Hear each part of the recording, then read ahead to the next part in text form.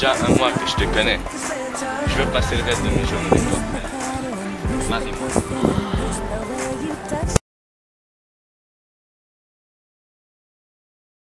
Bonjour et bienvenue au quiz de la bijouterie. Nous sommes ici avec Gloria et Hussein. Je vais vous poser quelques questions. Première question, depuis quand date la bijouterie? Oh! Oui, Hussein! Ça fait super longtemps, je dirais même dans le temps d'Égypte là, avec Ramsès, ces trucs-là, ça date de là. Et peut-être. Mauvaise réponse! Gloria, crois-tu savoir la réponse? Je pense que ça date de toujours, même quand il y avait les hommes des cavernes, quand ils chassaient leurs animaux, mais ils prenaient leurs dents et ils les accrochaient sur eux pour prouver leur fierté de l'avoir chassé. Ding, ding, ding! Hey, c'est ça que j'allais dire! Bonne réponse! Ouais! Quoi? Deuxième question. Quelles sortes de matériaux peuvent être utilisés pour faire la bijouterie?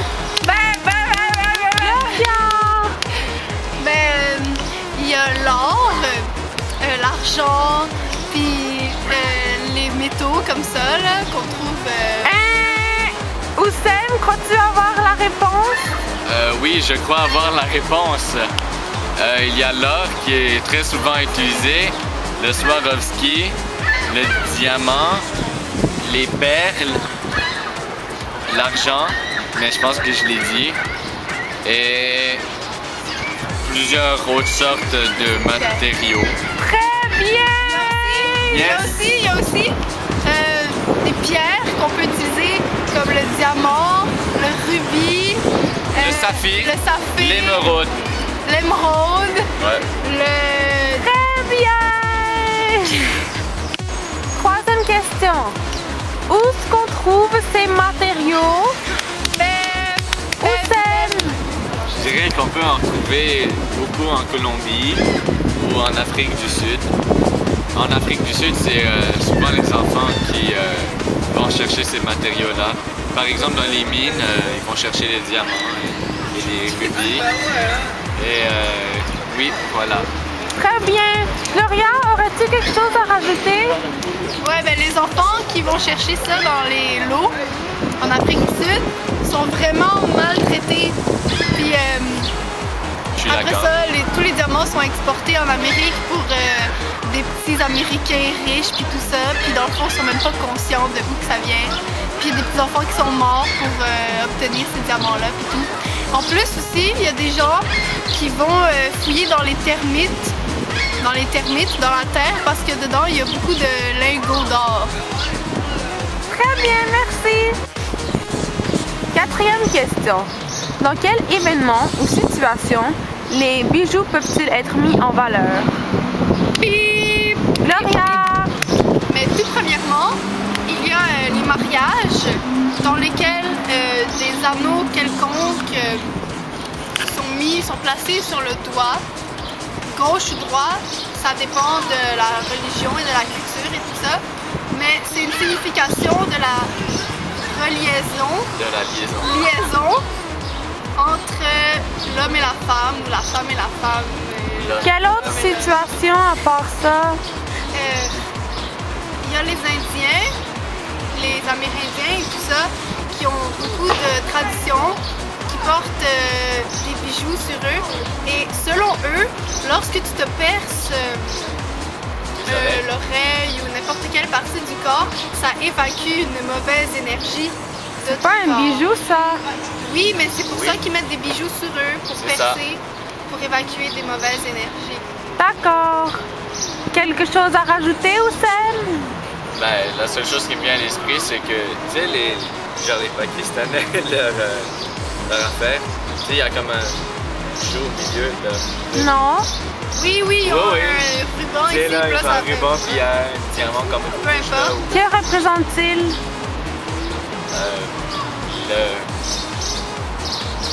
Vous ne savez pas, ok. Je sais pas. Et aussi, les Égyptiens Égyptiens mettent beaucoup de bijoux en or et tout ça pour représenter leur royauté et leur importance dans la vie. Ouais. D'accord, très bien. J'ai quelque chose à ajouter. Oui. En Afrique, ils aiment ça porter plein d'espèces de colliers avec plein de dents. Mais tu sais, ça ressemble à des dents. Autour de leur poignet ou de leur cou. Et là, ils font des danses avec ça. J'ai quelque chose à rajouter aussi. Je suis pas sûre où, en Afrique ou quelque chose comme ça. Il y a les femmes qui se mettent des anneaux autour des cous.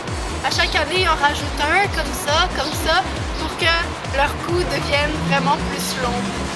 C'est bon à savoir, merci. Ouais. Dernière question.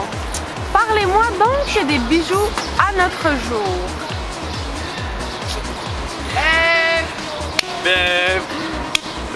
Ouais. Ben, il y a plusieurs compagnies qui vendent des bijoux, comme l'abbé Dutson, qui s'appelle aujourd'hui l'abbé. Saviez-vous que c'est la première compagnie au Canada? L'abbé Dutson fut la première compagnie instaurée au Canada. Je tiens à vous le dire, M. Morin, parce que vous me répétez souvent. Et, oui, les bijoux se vendent de 1 $ jusqu'à des millions. Ben oui, au dollar à main, ça peut coûter 1 $. Ardennes, je vais oui. souvent. Donc voilà, ça peut aller jusqu'à des millions de dollars. Je sais pas s'il y en a qui vont jusqu'au milliard. Parce que ça dépend des compagnies aussi. Ça dépend des compagnies, si elle est reconnue ou non, comme Ralph Lauren. Etc. Supposons à Ralph Lauren, je pense que les coûts peuvent monter jusqu'à 1000 $, n'est-ce pas, Gloria? Ouais. Oui. Et la commercialisation des bijoux est très dispendieuse ces jours-ci, c'est vraiment moderne. Par exemple, les hommes qui veulent gagner le cœur d'une femme vont souvent décider de lui acheter un bracelet, des boucles d'oreilles, un bijou, un collier, une bague, un anneau. Même que ça commence à aller vraiment loin. Ce que je veux dire, c'est que des gens commencent à se percer à plusieurs endroits dans le corps. Par exemple, la langue. Divers endroits. La langue, partout dans la face. C'est ça. Ça devient vraiment dispendieux. Avant, c'était plus royal et tout ça. Mais maintenant... Le nombril. Le nombril. Et beaucoup de gens achètent de bijoux maintenant. Il y en a aussi en plastique qui sont des fous. Je pense que j'en ai assez dit là. Ok. Attendez.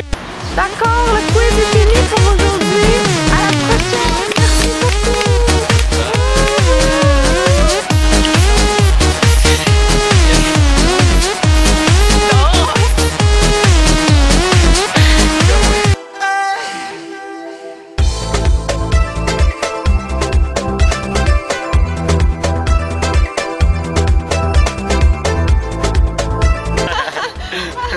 C'est tellement drôle.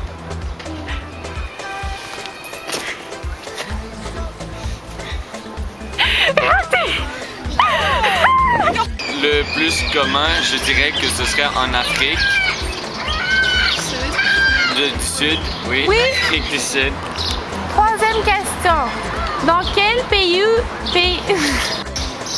Mais tout premièrement, il y a les mariages dans lesquels l'anneau en or ou pas en or ou juste un anneau quelconque avec un diamant.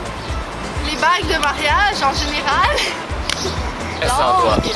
Divers endroits. La langue partout dans la face. C'est ça.